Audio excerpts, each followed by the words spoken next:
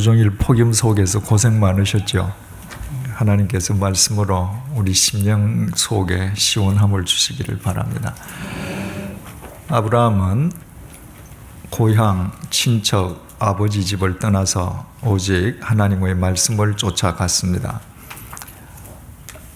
먼저 자기가 가보고 자기 눈으로 확인한 뒤에 하나님 말씀 따르는 것이 좋겠다라고 생각하고 가나안을 간 것이 아니었죠. 전혀 가보지 않은 미지의 땅임에도 불구하고 오직 하나님의 언약의 말씀만 의지하고 가나안으로 갔습니다. 그것이야말로 위대한 믿음의 결단이었습니다. 가서 보니 원주민이 있는 땅이에요. 자기 일행만 사는 땅이 아니었습니다. 당시 유목민이었던 원주민들은 외부인이 들어오는 것을 극히 꺼려할 것이거든요. 따라서 원주민들의 위협과 텃세가 얼마나 심했을는지 우리 짐작할 수 있습니다. 그 상황에서 아브라함은 이곳저곳으로 장막을 옮겨 다녔습니다. 그러다가 가나안 땅 제일 남쪽 네게브 사막 지역까지 내려갔습니다. 그런데 그곳에서 갑자기 기근이 닥쳤단 말이죠. 너무너무 큰 기근이었습니다. 그때까지 아브라함은 하나님의 말씀을 잘 쫓았는데 그 기근이 자기가 예상하거나 생각했던 것보다 훨씬 더 컸을 때 아브라함은 간단하게 하나님을 외면해버렸습니다. 아브라함은 결코 성인이 아니었습니다. 아브라함은 결코 완전한 인간이 아니었습니다. 그 역시 우리처럼 불완전하고 허물 많은 하찮은 인간에 지나지 않았습니다. 믿음은 선을 지키는 것이라고 했습니다. 아담과 하와의 경우, 에덴 동산에서 살던 아담과 하와의 경우 선을 지키는 것은 선악과를 먹지 않는 것이었고, 보디발 집에서 종살이하던 요셉에게 선을 지키는 것은 주인의 아내를 범하지 않는 것이라고 그랬죠. 아브라함에게 있어서는 가나안을 떠나지 않는 것이 믿음의 선을 지키는 것이었습니다. 어떤 경우에도 그 선을 지켜야만 했는데 아브라함은 간단하게 그 선을 스스로 무너뜨려 버린 것입니다. 지켜야 될 믿음의 선을 스스로 무너뜨렸을 때 제일 먼저 찾아온 현상이 뭐라고 그랬습니까? 까닭없는 두려움, 근심, 불안, 걱정이었습니다. 내가 믿음을 외면하면 세상의 근심, 걱정, 불안에서 벗어날 수가 없습니다. 지금 풍요로운 땅을 찾아서 애굽으로 내려가는데 아브라함 머릿속은 복잡해요. 내 아내가 참 미모가 출중하지. 그러니까 애굽 사람들이 내 아내를 뺏기 위해서 나를 죽이겠지. 누구도 죽인다고 말하지 않았습니다. 그런데 있지도 않는 근심, 걱정을 가불해서 두려움에 떠는 거죠. 그 다음에 나타난 현상이 뭐라고 그랬습니까? 거짓을 추구하는 것입니다. 믿음의 선을 떠나면 반드시 세상 근심, 걱정에 떨어지게 되고 그 결과는 거짓과 손잡는 것으로 귀결되는 거예요. 그래서 아내 보고 말했습니다. 우리 부부라고 하지 말고 당신 내 누이 동생이라고 하자. 애굽에 가서 사람들에게 자기 둘이 마치 오누이인 것처럼 행세를 했습니다. 그 결과 아내를 결국 빼앗겼죠. 사례의 미모의 이야기를 들은 이집트 바로 왕이 사례를 아브라함의 아내인지도 모르고 데려다가 자기의 첩으로 삼으려고 했습니다. 그리고 바로 왕은 아브라함에게 많은 노비와 가축을 보내어 줬습니다. 말하자면 이제 새로운 자기 처가 될 오빠, 자기 손위 처남에 대해서 예물을 보낸 것이죠. 아브라함은 애굽으로 갈 때보다 재산은 더 많아졌습니다. 그런데 자기 아내를 빼앗겼어요. 자기 아내 하나 지키지 못하는 인간이 재산이 더 늘어난들 그게 무슨 소용이 있습니까? 그 순간이야말로 아브라함이 가장 비참할 때였습니다. 그런데 하나님을 등지고 그처럼 하찮은 짓을 하고 있는 아브라함을 하나님께서 외면치 아니하셨습니다. 오히려 하나님께서 하나님의 방법으로 아브라함에게 사례를 되찾아 되돌려 주셨습니다. 왜 그렇게 하셨을까요? 아브라함이 예뻐서 그게 아니고 아브라함에 대한 하나님 당신의 언약 때문이었습니다. 하나님께서 아브라함에게 하신 언약 내용이 뭐죠? 너로 큰 민족을 이루어 줄게. 너의 이름을 창대하게 해줄게. 너를 복 그 자체로 삼아줄게. 너를 축복하는 자를 내가 축복하고 너를 저주하는 사람을 내가 저주할 거야. 아내를 빼앗겼는데, 아내가 없어졌는데 어떻게 큰 민족을 이룹니까? 아내를 빼앗긴 인간의 이름이 어떻게 창대해질 수 있겠어요? 아내를 빼앗기고 사는 인간이 어떻게 복 그 자체가 되겠습니까?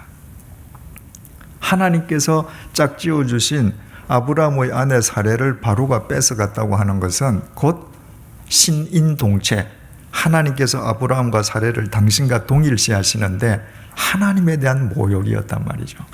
그래서 하나님께서 바로에게 재앙을 내리시고 사례를 되찾아 주셨습니다. 이제 13장 1절을 보겠습니다. 아브라함이 애굽에서 그와 그의 아내와 모든 소유와 롯과 함께 네겝으로 올라가니, 자, 롯도, 조카 롯도 아브라함을 따라서 가나안 땅까지 갔지 않았습니까? 그 롯도 에집트에 갔다가 지금 다시 되돌아가는 거 우리 머릿속에 염두에 두십시다. 소유와 롯과 함께 네겝으로 올라가니, 네겝 거기다 공표를 치십시다. 12장 9절 점점 남방으로 옮겨갔더라. 남방 공표하시고 줄로 연결하십시다.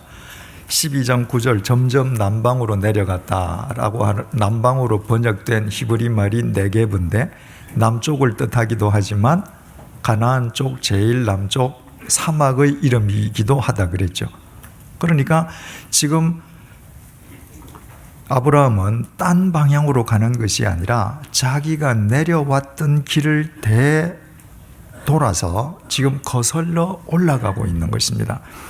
자, 1절 제일 뒤에 함께 네겝으로 올라가니 공표하십시다.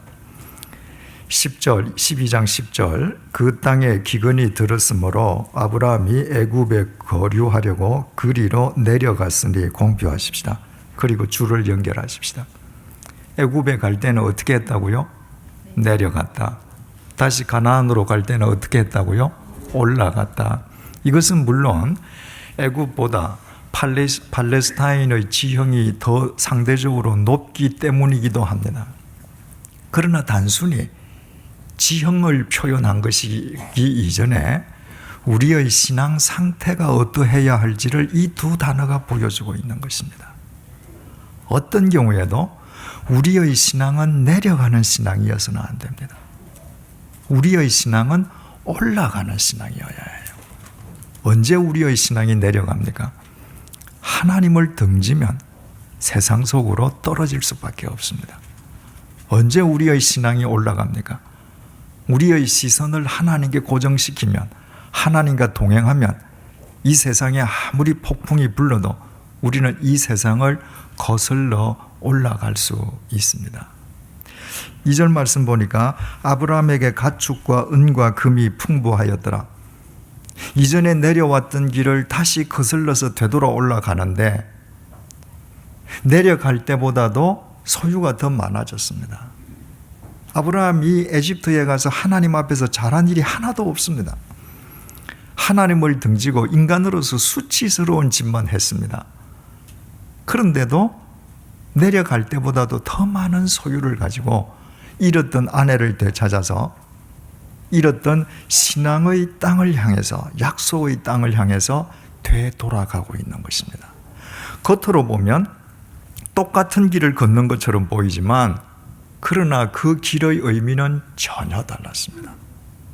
그 길을 이전에 걸어갈 때 신앙적으로 내려가는 세상을 향한 믿음의 눈먼 욕망의 길이었다면 지금이야말로 하나님께로 되돌아가는 회개와 감사의 길이었습니다.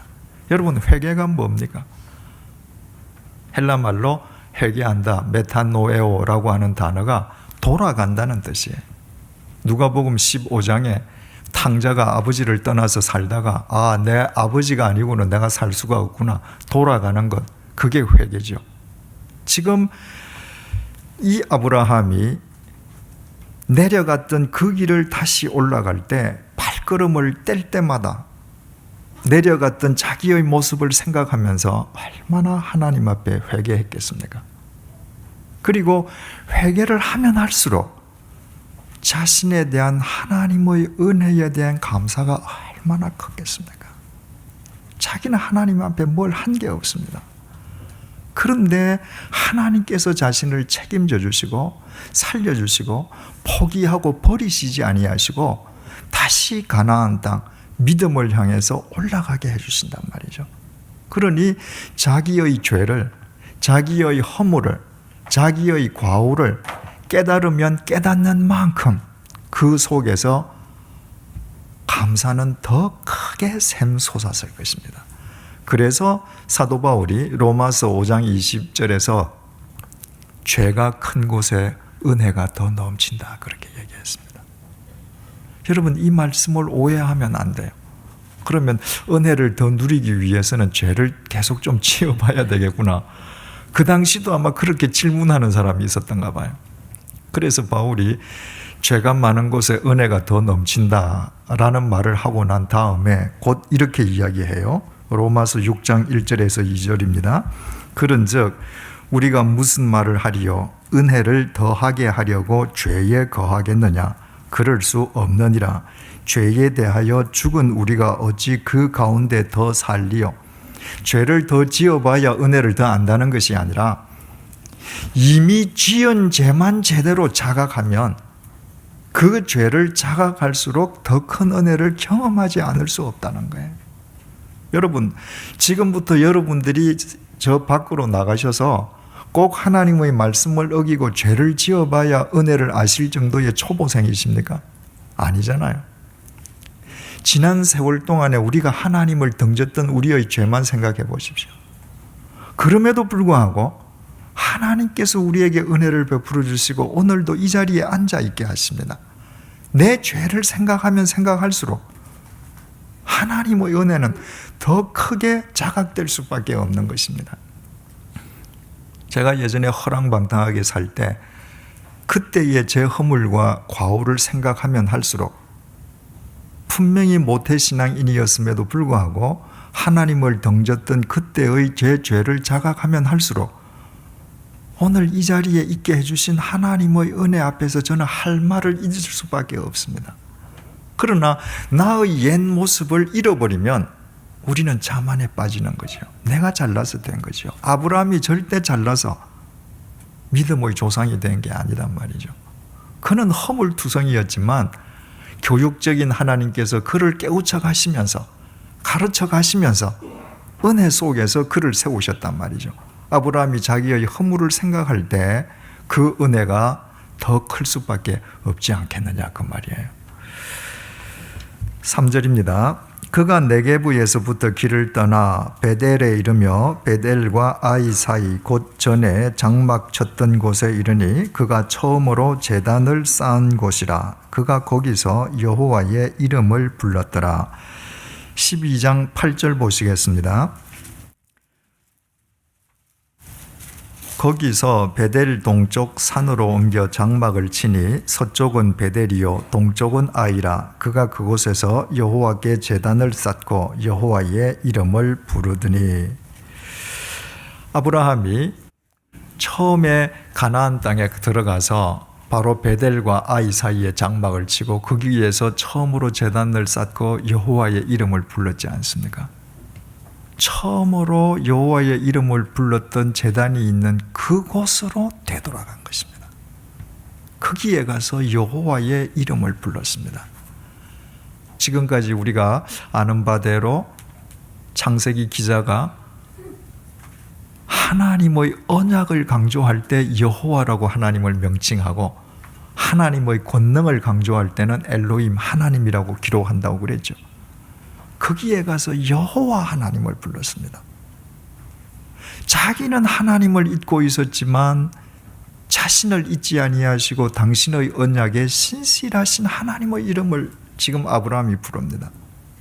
이때 아브라함이 여호와 하나님 하고 부를 때 가슴 밑바닥으로부터 감사의 마음이 끌어오르지 않겠습니까? 여러분, 한 번이라도 하나님 앞에서 이런 감사를 느껴보면 우리의 목에서부터 위장까지 이게 불과 몇십 센치밖에 안 되는데 우리의 속이 몇십이나 깊다는 걸 알잖아요. 이 속에서부터 하나님에 대한 감사의 마음이 끌어오릅니다. 아브라함이 처음 거기에서 단을 쌓고 여호와의 이름을 부를 때 어떤 마음으로 불렀겠습니까? 단 한 번도 가보지 아니한 그 미지의 땅을 오직 하나님의 약속의 말씀만 믿고 갔습니다. 거기에서 여호와 하나님의 이름을 부를 때 하나님 당신의 언약을 믿고 왔습니다. 앞으로도 당신의 언약만을 따르겠습니다. 그리고 여호와의 이름을 부르지 않았겠습니까? 그때의 첫 마음으로 지금 아브라함은 되돌아간 것입니다. 이것은 우리로 하여금 하나님을 향한 우리의 첫 마음을 우리가 견지하는 것이 얼마나 중요한지를 일깨워주고 있습니다. 초지일관이라는 말이 있잖아요. 거기에 지자가 한자로 뜻지자를 쓰는데, 그러나 사자성어로 초지일관할 때 지는 뜻이라는 말이 아니라 마음이라는 뜻으로 쓰였습니다. 그래서 여러분들이 사전을 펴서서 초지일관이라는 단어를 찾으시면 처음 마음을 그대로 지니는 것 이렇게 되어 있습니다. 여러분, 신앙은 초지일관하는 거예요. 내 상황이 아무리 바뀌어도 오직 하나님만 중심으로 살겠다는 그 마음이 변치 않고 나아가는 것입니다. 이 첫 마음이 얼마나 중요하면 하나님 아버지께서 요한계시록 2장 4절에서 5절을 통해서 에베소 교회를 이렇게 질책하셨습니다. 그러나 너를 책망할 것이 있나니 너의 처음 사랑을 버렸느니라. 에베소 교회가 열심을 다하고 봉사도 하고 헌신도 하고 누구보다도 모범적인 것 같았는데 그것은 드러난 외형일 뿐이요, 첫사랑을 상실했습니다. 사랑을 상실했다는 게 무슨 말이에요? 하나님을 향한 처음 마음을 잃어버린 거예요. 그래서 주님께서 이렇게 말씀하십니다. 그러므로 어디에서 떨어졌는지를 생각하고 회개하여, 그 마음을 어디에서 잃어버렸는지를 생각해서 회개하라, 돌아서라. 바꾸어 말하면 그 마음을 회복하라는 것입니다. 회개하여 처음 행위를 가지라. 만일 그러하지 아니하고 회개하지 아니하면 내가 네게서 내 촛대를 그 자리에서 옮기리라. 만약에 그 첫 마음을 회복하지 아니하면, 돌아서지 아니하면 더 이상 촛대로 쓸 수가 없다는 거예요. 왜? 하나님에 대한 마음을 잃었다고 하는 것은 그 마음이 세상을 향해 고정되어 있다는 이야기인데, 아무리 하나님께서 빛을 주신들 어떻게 그 빛을 담는 촛대가 될 수 있겠습니까? 될 수가 없다는 것이죠. 그래서 이 말씀은 너에게서 촛대를 옮긴다는 데 강조점이 있는 것이 아니라 그러므로 첫 마음을 회복하라는 것입니다. 우리가 옷을 입다가 단추를 잘못 끼웠을 때 어떻게 합니까? 거기서부터 아무리 잘못된 데서부터 시작해봐야 그건 계속 잘못되는 거 아니에요. 첫 단추로 돌아가야 합니다. 처음부터 꿰어야 돼. 주님을 믿는데 왜 어려운 일이 없겠습니까? 왜 갈등이 없겠습니까? 그러나 저 같은 경우에 1984년 8월 2일 날 새벽 2시에 허랑방탕하던 저를 꼭 껴안아주시고 인격적으로 만나주시던 그 주님께 정말 지금부터 제가 주님 뜻대로 살겠습니다 라고 결심하던 그 마음으로만 되돌아가면 모든 문제는 다 해결돼요. 여러분, 어떤 마음으로 그리스도인이 되셨습니까? 그때의 그 마음을 지니고 계십니까? 우리가 그 마음을 견지하는 한, 그 마음으로 초지일관하는 한, 우리는 아무리 보잘것없는 사람이라 할지라도 진리이신 예수 그리스도의 빛을 담는 촛대가 될 수 있습니다. 5절입니다. 아브라함의 일행 롯도 양과 소와 장막이 있으므로 그 땅이 그들이 동거하기에 넉넉하지 못하였으니 이는 그들의 소유가 많아서 동거할 수 없었음이니라. 아브라함의 조카 롯도 일행이 있단 말이죠. 노비도 있고 가축도 있고 그렇지 않습니까? 그런데 시간이 지나고 세월이 흘러서 그 아브라함의 권속들과 롯의 권속들이 한 땅에서 사는데 동거하기가 어렵게 되었습니다. 왜냐하면 가축의 수가 늘어났어요. 그래서 가축의 수에 비해서 상대적으로 그들이 거하고 있는 초지가 좁단 말이죠. 7절, 그러므로 아브라함의 가축의 목자와 롯의 가축의 목자가 서로 다투고 또 가나안 사람과 브리스 사람도 그 땅에 거주하였는지라. 지금 현재 아브라함과 롯이 거주하고 있는 그 땅에는 가나안 원주민인 브리스 사람과 가나안 사람도 함께 거주를 합니다. 그들은 오래전부터 그 땅에 살고 있던 원주민이었기 때문에 이미 풀이 많고 물이 좋은 곳은 그 사람들이 독차지하고 있겠죠. 그러니까 그 원주민들이 차지하고 남은 땅 옆에 지금 아브라함과 롯이 있는데 그 가축이 많아지니까 살 수가 없단 말이죠. 그러니까 아브라함의 목자와 롯의 목자들끼리 서로 더 좋은 초지, 서로 더 마른, 더 좋은 물의 근원을 확보하기 위해서 다투는 일이 벌어졌습니다. 여러분, 세상의 다툼은 물질이 많아지면 생겨요. 형제가 가난할 때는 서로 사랑하다가 돌아가신 아버지의 유산이 많아지면 싸웁니다. 그래서 우리에게 소유가 많고 적으냐, 그보다 더 중요한 것은 우리가 소유의 청지기 의식을 갖고 살아가느냐 하는 것이 중요합니다. 그 청지기 의식이 없으면 소유가 많아지는 것은 세상적으로는 좋아 보이는지 모르지만 그러나 내면적으로는 자기를 죽이는 흉기가 된단 말이죠. 왜? 그건 반드시 다툼의 원인이 되니까. 지금 다툽니다. 아브라함은 어떻게 해결하는가? 아브라함이 롯에게 이르되 우리는 한 친족이라 나나 너나 내 목자나 네 목자나 서로 다투게 하지 말자. 지금 아브라함과 롯은 한 혈육이잖아요. 그러니까 롯은 아브라함의 조카지요, 그죠?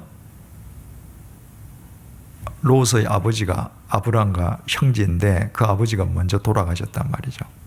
그러니까 롯에게 아브라함은 삼촌 아버지입니다. 아브라함에게 롯은 자식뻘이죠. 그런데 내 목자, 아버지 뻘인 내 목자와 자식뻘인 네 목자가 이거 다투어서야 되겠냐? 서로 다투게 하지 말자. 우리 성경에는 번역이 하나 빠져 있습니다. 히브리어 원문에 보면 너나 내 목자나 네 목자나 제발 서로 다투게 하지 말자. 제발이라는 말이 들어 있습니다. 그러면 여러분께서 누구한테 이야기할 때 제발 다투게 하지 말자. 어떤 경우에 제발을 붙입니까? 그 사람이 자꾸 싸움을 걸 때. 그러니까 지금 더 좋은 초지를 차지하기 위해서 롯이 그 다툼의 발단이 되고 있는 것입니다. 공격적인 사람인 거예요. 그러니까 자기 목자들로 하여금 큰아버지 아브라함의 목자들과 싸워서라도 더 좋은 초지에서 내 양들을 먹이라고 지금 자꾸 하고 있는 것을 의미합니다. 그래서 아브라함이 제발 다투게 하지 말자. 그러면 해결책이 뭔가? 내 앞에 온 땅이 있지 아니하냐? 나를 떠나가라. 내가 좌하면 나는 우하고 네가 우하면 나는 좌하리라. 그래서 이제 결국은 서로 독립하는 수밖에 없어요. 결별하는 수밖에 없습니다. 미워서가 아니라 서로 좋은 관계를 유지하기 위해서는 결별해야 돼요. 그런데 아버지뻘인 아브라함이 자, 내가 이 땅을 가질 테니까 너 나머지 땅으로 가라 라고 한 게 아니라 선택권을 조카 롯에게 먼저 줬습니다. 네가 오른쪽을 택하면 나는 남아있는 왼쪽을 할 것이고 네가 왼쪽이 좋다면 나는 남아있는 오른쪽을 하마. 네가 먼저 선택해라. 지금 아브라함은 롯과 제로섬 게임을 하는 게 아니거든요. 제로섬 게임이라고 하는 것은 누가 하나를 선택하면 선택하지 못한 사람에게는 하나도 안 남는 걸 제로섬 게임이라고 그래요. 가령 롯이 먼저 한 땅을 선택하면 아브라함은 그 다음부터 어디에 발 붙일 곳 한 평도 없어서 그냥 고스란히 굶어 죽는 그게 아니란 말이죠. 아직도 땅은 지천에 깔려 있어요. 롯이 먼저 선택하면 나는 나머지 땅 선택하면 돼요. 그래서 아브라함이 통 큰 사람이어서 이렇게 양보했는가? 그러나 그런 것은 절대 아니죠. 이것은 말만큼 쉬운 일이 아니에요. 유목민들에게 있어서 제일 중요한 것은 질이 좋은 풀이 나는 초지입니다. 거기에다가 물샘이 있어야 돼요. 물샘과 초지를 찾지 못하면 양떼가 다 죽는 것입니다. 상식적으로 생각하면 촌수벌로도 아브라함이 먼저 선택해야 돼요. 아버지 뻘이니까. 더구나 그 가나안 땅을 하나님께로부터 너에게 준다고 약속을 받은 사람은 아브라함이지 롯이 아닙니다. 롯은 아브라함에게 있어서 더부살이 하는 사람이에요. 그럼에도 불구하고 아브라함이 롯에게 먼저 선택권을 줬습니다. 어떻게 이런 일을 할 수 있었을까요? 바로 애굽 사건을 통해서 하나님을 등지고 애굽에 내려가서 아내까지 빼앗겼음에도 불구하고 하나님께서 아내를 되찾아 주시고 자신의 인생을 책임져 주시는 하나님의 은혜를 경험하면서 아브라함의 믿음이 성숙해졌기 때문입니다. 아브라함은 애굽의 사건을 통해서 한 가지 사실을 분명히 알았습니다. 이 세상에서 소유가 많고 적고 그것이 중요한 것이 아니라 하나님의 말씀에 절대 순복하고 하나님께서 주시는 하나님의 은혜에 의해서만 인생의 성패가 결정된다는 것입니다. 네게브 사막에 있다가 더 잘 사는 땅을 향해서 에집트로 내려갔지만 자기 뜻대로 된 건 하나도 없습니다. 자기의 뜻은 다 실패되었는데 하나님의 은혜로 자기 인생이 다시 세워졌습니다.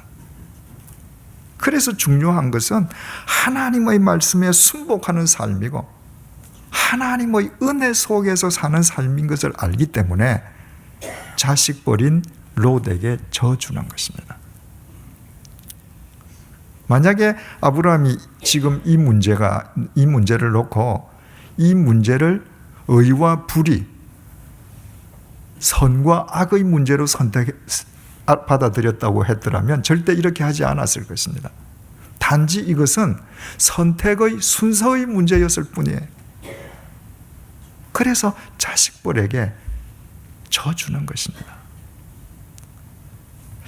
그러면 롯은 어떻게 해야 되겠어요? 삼촌이 그렇게 선택권을 양보해주면 아유 삼촌 무슨 말씀 그렇게 하십니까? 삼촌이 먼저 하셔야죠. 이렇게 돼야 되지 않겠습니까?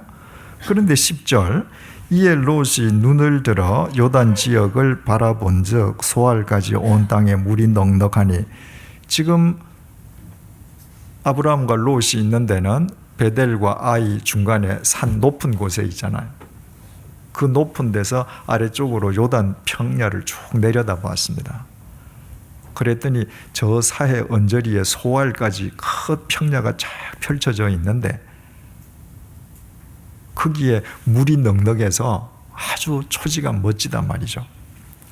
10절 하반절 여호와께서 소돔과 고모라를 멸하시기 전이었으므로 바로 그쪽에 소돔과 고모라도 있습니다. 멸하시기 전이었으므로 여호와의 동산 같고 애굽 땅과 같았더라. 그 땅이 얼마나 멋져 보이는지 여호와의 동산이 뭐죠? 에덴 동산 같기도 하고 애굽 땅처럼도 보였습니다. 롯에게. 여러분, 이것이 가능한 일인가요? 에덴 동산과 애굽 땅은 절대로 통일시 될 수가 없습니다. 에덴 동산이 하나님 나라의 모형이라면 애굽 땅은 죄악된 세상의 상징이에요. 에덴 동산이 빛의 세상이라면 성경에서의 애굽은 어둠의 세상입니다. 이것은 절대로 동일선상에 설 수 없습니다. 그런데 롯은 단지 그 요단들의 외형적인 풍요로움만을 보고 애굽 땅과 에덴 동산을 동일시했습니다. 우리가 하나님을 목표로 하지 아니하면 언제든지 사람들은 세상과 에덴 동산을 동일시해요. 세상에서 더 커지면, 더 많아지면, 더 뜻대로 이루어지면 바로 그것이 하나님의 나라라고 착각합니다. 지금 롯이 바로 그와 같은 착각 속에 빠져버린 거예요. 11절 그러므로 롯이 요단 온 지역을 택하고 동으로 옮기니 그들이 서로 떠난지라. 아브라함은 가나안 땅에 거주하였고 롯은 그 지역의 도시들에 머무르며 그 장막을 옮겨 소돔까지 이르렀더라. 롯은 그 아름답다고 생각되는 쪽으로 계속 가다가 마침내 소돔에까지 이르렀습니다. 롯에게는 그보다 더 멋진 곳이 없습니다. 그런데 13절은 이렇게 결론 짓습니다. 소돔 사람은 여호와 앞에 악하며 큰 죄인이었더라. 하나님이 보시기에 소돔 사람은 큰 죄인들이에요. 흉측한 죄인들이에요. 그런데 롯은 그 땅이 좋다고, 그 사람들이 좋다고 그곳으로 향했습니다. 여러분, 여기에서 우리는 대단히 중요한 교훈을 얻게 됩니다. 지금 여기에서 결별하기 이전까지 롯은 아브라함과 계속 동행하지 않았습니까?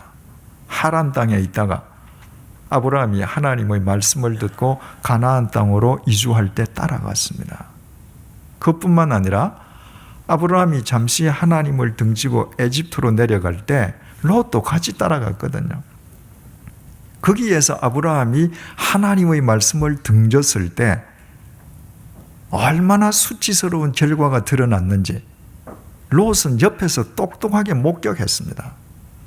그럼에도 불구하고 하나님께서 아브라함에게 또 은혜를 베풀어 주시는 것을 확인했습니다. 그래서 지금 큰아버지 아브라함이 잃었던 옛 약속의 땅 가나안 땅으로 와서 신앙을 회복해서 살고 있는 것도 자기 눈으로 보았습니다. 그런데 그 삶의 내용은 아브라함과는 전혀 틀려요. 여기에서 우리가 뭘 깨닫게 되는가? 우리가 인생을 살아가면서 무엇인가 체험하는 경험 자체도 중요하지만 경험보다 더 중요한 것은 그 경험에 대한 해석이라는 거예요. 똑같은 에집트에서의 실패를 경험하고서도 그 에집트의 실패에 대한 해석이 아브라함과 롯이 달랐습니다. 여러분들이 아무리 똑같은 공간에서 똑같은 사건을 체험해도 사람마다 다 해석이 달라요. 해석이 달라지기 때문에 똑같은 사건을 체험한 뒤에 삶의 대응 방식도 다 달라집니다. 오직 하나님의 말씀으로 해석할 때에만 바른 해석이 가능한 것입니다. 애굽의 사건을 통해서 아브라함은 하나님의 말씀 속에서 해석을 하게 되죠. 하나님의 말씀을 등지고는 인생은 물거품처럼 덧없이 사라질 수밖에 없다는 거예요. 그래서 그는 그 사건을 통해서 회개, 하나님께로 되돌아갔습니다. 그러나 똑같은 에집트에서 그 애굽의 사건을 보고 체험하면서 롯은 오히려 애굽 땅이 삶의 목표가 되어버렸습니다. 애굽의 풍요로움, 애굽의 번영, 그것 자체가 롯에게 있어서 최고의 가치관이 되었습니다. 세상으로 애굽의 사건을 해석한 것입니다. 아, 내가 살 곳은 그 가나안 땅, 그런 총구석이 아니구나. 내가 살 곳은 이렇게 풍요롭고 모든 것이 갖추어져 있는 아름다운 곳이구나. 그래서 여호와의 동산과 애굽 땅을 동일시할 뿐만 아니라 하나님께서 큰 죄인으로 보는 소돔 사람들이 살고 있는 그 땅이 바로 자기 삶의 목적지가 될 뿐만 아니라 하나님께서 죄인으로 보시는 그 소돔 사람들이 오히려 시대의 첨단을 걷는 동경의 대상이 되어버렸다, 그 말이에요. 여러분, 우리는 매일매일 살아가면서 크고 작은 사건들을 경험합니다. 그러나 우리가 하나님의 말씀 속에 있지 아니하면 그 경험이 오히려 우리의 인생을 더 악화의 길로 내몰 수 있다는 사실을 잊으면 안 돼요.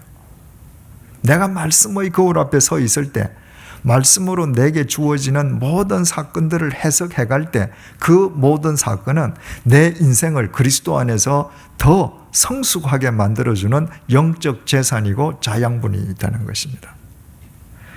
14절입니다.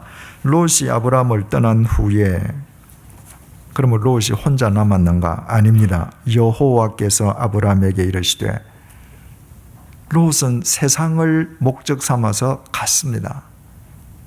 그러나 아브라함은 가나안 땅에 그대로 남아있죠. 그랬더니 언약의 여호와 하나님께서 아브라함에게 말씀하십니다. 너는 눈을 들어 너 있는 곳에서 북쪽과 남쪽 그리고 동쪽과 서쪽을 바라보라. 동서남북을 다 살펴보라는 것이죠. 15절, 보이는 땅을 내가 너와 네 자손에게 주리니 영원히 이르리라. 영원히. 여기에서 제일 중요한 건 영원이라는 말이에요. 우리는 세상을 살면서 자꾸 거대한 걸 목표로 삼습니다. 그래서 바벨탑을 지어요. 그래서 실패합니다. 우리가 목표로 할 것은 영원한 것이라고 해요. 영원한 것이어야 합니다. 그래야 속지 않습니다. 그래야지 바르게 분별할 수 있어요. 하나님께서는 네 눈에 보이는 이 모든 땅을 너와 네 자손에게 영원히 줄 것이다. 그 땅이 주 70년 로마의 티투스 장군이 예루살렘을 함락시키면서 다 뿔뿔이 흩어지지 않았습니까? 이스라엘 백성들이. 그런데 그로부터 2000년이 지나서 1948년에 바로 그 땅에 이스라엘이라는 간판을 또 달았거든요. 여러분, 지금 만약에 우리나라 사람들이 중국 만주에 가서 옛날 고구려 땅하고 고구려 깃발을 꽂으면 어떻게 될까요? 전쟁 날 겁니다. 그죠? 하나님께서 영원히 주리라고 약속하셨기 때문에 2000년 동안 없어졌던 나라가 다시 생기는 겁니다. 이것은 하나님의 약속이기 때문에 영원을 추구한다는 건 그런 의미예요. 16절, 내가 내 자손이 땅의 티끌 같게 하리니 사람이 땅의 티끌을 능히 셀 수 있을진데 내 자손도 세리라. 티끌이라고 하는 건 먼지죠. 세상에 먼지를 셀 수 있는 사람이 있습니까? 아무도 못 세죠. 그러니까 네 자식들이 셀 수 없을 만큼 창대하게 많아질 것이다. 하나님께서 다시 한번 확인시켜 주십니다. 17절, 너는 일어나 그 땅을 종과 횡으로 두루 다녀보라. 내가 그것을 내게 주리라. 지금 하나님께서 뭐라고 그러세요? 동서남북을 바라봐라. 보이는 땅 나한테 다 줄게. 네가 종으로 횡으로 걸어 다녀라. 그 땅 다 줄게. 그럼 어떻게 해야 돼요? 아브라함이 망원경 하나 사서 조금이라도 더 멀리 봐야죠. 한 걸음이라도 더 멀리 왔다 갔다 해야 되지 않습니까? 말뚝박으로. 그 톨스토이의 인간에게 얼마만큼의 땅이 필요한가라고 하는 그 짧은 소설 아시죠? 그 파홈이라고 하는 아주 가난한 농부가 바시키르 지방을 갔습니다. 그 땅에서는 1,000루블만 내면 원하는 대로 땅을 준다는 땅이었습니다. 그 당시에 화폐 가치가 떨어져서 1,000루블은 돈도 아니거든요. 그래서 파홈이 그 바시키르 땅에서 좀 지주처럼 살기 위해서 1,000루블을 들고 갑니다. 그랬더니 촌장이 1,000루블 받고, 자, 이 출발선에서 아침에 뛰어가서 당신이 말뚝 박는 데까지 받고 단 해가 지기 전까지 돌아오면 그 땅이 다 당신 겁니다. 아, 파홈이 얼마나 기분 좋습니까? 그러니 뭐 계속 뛰어가는 거죠. 왜? 한 발이라도 더 뛰면 내 땅이 더 커지잖아. 정신없이 뛰어가다 보니까 해가 질라 그러거든요. 그래서 되돌아서서 말뚝을 박아놓고 미친 듯이 오지 않습니까? 그래서 출발점으로 되돌아왔습니다. 촌장이 축하해 주지요. 아, 이 파홈 씨 축하합니다. 그거 다 당신 땅입니다. 그런데 그 자리에서 쓰러져서 못 일어났습니다. 지쳐서 죽은 거예요. 그래서 그에게 주어진 땅은 관이 묻히는 불과 반평밖에 안 됐습니다. 이 톨스토이가 이런 짧은 글을 많이 썼는데, 톨스토이가 쓴 글 중에서 불경에 있는 이야기가 많습니다. 그러니까 톨스토이보다는 불경이 훨씬 더 빨리 쓰여진 책 아닙니까? 그러니까 톨스토이가 그걸 참고로 했다고 볼 수 있죠. 불경에도 같은 이야기가 있다고 그래요. 똑같이 너 뛰어가서 말뚝 받고 해질 때까지 오면 땅 줄게. 그 사람도 욕심에 많이 뛰어갔다가 돌아와서 이제 죽죠. 근데 그 사람은 죽는 순간에 들고 있던 지팡이를 앞으로 던졌습니다. 저기까지. 죽으면서도 저기까지. 그 사람도 죽었죠. 그 사람에게 돌아간 땅도 반평밖에 없습니다. 여러분, 이 이야기를 듣고 보면 파홈이나 불경에 나오는 그 지팡이 진 사람이랑 얼마나 어리석어요? 중요한 건 어리석은 줄 알면서 모든 인간이 이렇게 산다는 거예요. 결국 죽으면 반평 땅. 요즘처럼 화장하면 요 정도. 그런데 마치 천하를 소유할 것처럼 산단 말입니다. 그러면 아브라함도 뛰어다녀야 되지 않겠어요? 그러나 아브라함은 그러지 않았습니다. 18절 이에 아브라함이 장막을 옮겨 헤브론에 있는 마므레 상수리 수풀에 이르러 거주하며 거기서 여호와를 위하여 제단을 쌓았더라. 아브라함은 땅을 더 확보하기 위해서 뛰어다니지 않고 이에 헤브론으로 갔습니다. 그리고 마므레 상수리 수풀에서 여호와의 이름을 불렀습니다. 헤브론이라고 하는 지명의 뜻은 교제의 자리라는 거예요. 교제의 자리. 마므레라고 하는 것은 사람 이름이기도 하고 그 사람이 가지고 있는 땅의 이름이기도 해요. 그런데 그 마므레라고 하는 뜻은 활기차다, 강하다, 열렬하다 이런 말입니다. 그러니까 지금 아브라함이 장막을 옮겨 헤브론에 있는 마므레 상수리 수풀에 이르러 거주했다. 그리고 거기서 여호와를 위하여 제단을 쌓았더라. 이것을 이 히브리 말을 우리말로 아주 알아듣기 쉽게 표현하면 이에 아브라함은 하나님과 열렬하게 교제하는 자리를 선택하고 하나님께 예배드렸다 이 말입니다. 여러분, 아브라함은 절대로 세상의 우선순위를 두지 않았습니다. 하나님께서는 이미 그 땅을 자기에게 주겠다고 약속하셨잖아요. 지금 오늘 다시 한번 그 약속을 재확인시켜 주시는 거예요. 아브라함은 그 약속을 믿는 것입니다. 그러므로 나한테 주시는 땅이 어디래? 이만큼인가 저만큼인가 그걸 확인하려는 것이 아니라 하나님께서 약속하신 약속을 받을 수 있는 그릇이 되게끔 자기를 먼저 믿음의 사람으로 만드는 일에 몰두했습니다. 그래서 헤브론 마무레에서 하나님과 뜨겁게 교제하는 믿음의 사람이 된 것입니다. 이때 롯은 어디에 있다고요? 세상의 극치, 인간 욕망의 극치인 소돔으로 갔습니다. 여러분, 이 이후부터 인간 사이에는 두 줄기의 흐름이 있습니다. 헤브론의 흐름과 소돔의 흐름입니다. 오늘날도 똑같습니다.